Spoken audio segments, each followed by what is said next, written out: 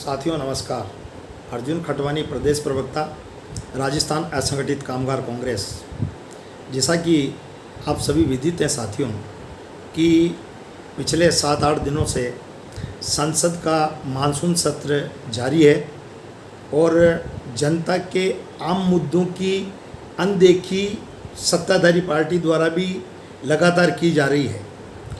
इस संदर्भ में मैं आपको बताना चाहूँगा कि साथियों, विपक्ष के सभी सांसद एकजुट होकर जब देश के जो महत्वपूर्ण मुद्दे हैं, वो चाहे पिछले 8 महीनों से जो हमारे देश के किसान देश की राजधानी दिल्ली में बॉर्डर पर बैठे हुए हैं, वो किसानों का मुद्दा हो, चाहे कोविड में पूर्ण रूप से असफल रही ये सत्ताधारी केंद्र सरकार हो, चाहे अभी जो वर्तमान में गर्म मुद्दा है पेगासस का, जो इजरायली सॉफ्टवेयर के द्वारा आम जन और मुख्यतः नेताओं, सामाजिक कार्यकर्ताओं, पत्रकारों, यहाँ तक कि बड़े अधिकारियों तक की जो जासूसी करवाई गई है पेगासस सॉफ्टवेयर के माध्यम से, वो मुद्दा हो, चाहे अभी जो लेटेस्ट मूल्य वृद्धि, महंगाई को लेकर सभी जगह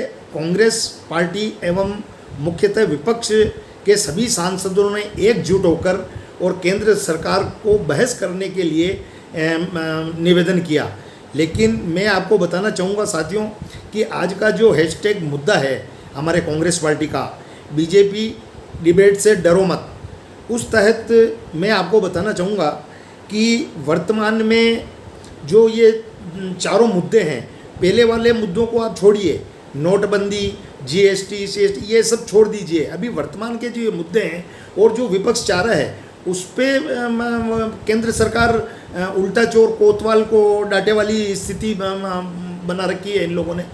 ये लोग आज भी, चाहे उसमें प्रधानमंत्री महोदय हों, चाहे गृह मंत्री महोदय हों, पूरी सरकार जो सत्तासीन सरकार है वो अपनी इमेज मेंटेन करने में लगी हुई है। और यहाँ तक कि इनके सांसदों को उकसाकर और कांग्रेस पार्टी के जो सांसद हैं और विपक्ष के, उनको ईडी के माध्यम से, इनकम टैक्स के माध्यम से या सीबीआई के माध्यम से डरा धमका कर और उन पे छापे डलवा कर और उनको देशद्रोही साबित करना चाह रही है।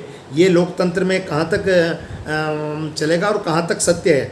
दूसरा, मैं आपसे निवेदन करना चाहूँगा कि अगर सरकार वास्तव में, केंद्र सरकार अपने इन मुद्दों के लिए नहीं डर रही है, वो चाहे किसानों का मुद्दा हो, चाहे कोविड का मुद्दा हो, चाहे महंगाई का मुद्दा हो, पेगासस का हो, तो क्यों नहीं खुले तौर पे बहस करवा लेती है। एक ज़माना था जब 2 सीटें आपकी थी तब भी बहस हुआ करती थी।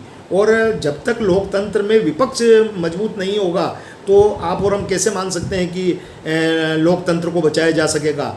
इन लोगों ने अभी जो पेगासस का ताज़ा जो मुद्दा उठा है, उसमें बिल्कुल ये क्लियर हो चुका है कि लोकतांत्रिक तरीके से जो गठित सरकारें थी, वो चाहे मध्य प्रदेश की हो, कर्नाटका की हो, गोवा में इन्होंने कोशिश की, महाराष्ट्र में इन्होंने कोशिश की, यहाँ तक कि हमारे राजस्थान को भी इन्होंने नहीं बख्शा। ये तो हमारे अशोक गहलोत जी यशस्वी मुख्यमंत्री, हमारे वहाँ के जो विधायक, स्वाभिमानी विधायक थे, उस वजह से हमारी सरकार आज चल रही है। तो मैं ये निवेदन करना चाहूँगा कि अगर केंद्र सरकार को कोई खतरा नहीं है तो फिर विपक्ष के कहने पर इन मुद्दे पे चर्चाओं के लिए क्यों भाग रही है। अतः हम निवेदन करेंगे मोदी सरकार से कि वो इन मुद्दों पर चर्चा के लिए आमंत्रित करे विपक्ष को, क्योंकि आप लोगों ने 7 साल जो आपका कार्यकाल था, वो तो आपने 7 साल का तो आसमान पे थूकते ही आपने निकाल दिया। 7 साल, वो चाहे कोई सा भी मुद्दा हो, रोजगार का मुद्दा हो, महंगाई का हो, आपके काले धन का हो, एक भी मुद्दे में आप सफल नहीं हुए।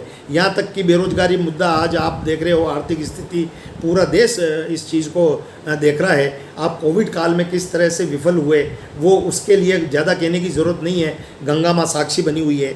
अतः हम आपसे करबद्ध निवेदन करना चाहेंगे केंद्र में बैठी सत्ताधारी सरकार से कि वो इन मुद्दों पर विपक्ष की आवाज़ को, जनता के रूप में, जनता ही भगवान होती है लोकतंत्र की, और उन्होंने आपको इसीलिए चुना था कि आज जो विपक्ष में बैठे हैं उनकी आवाज़ आप सुनिए।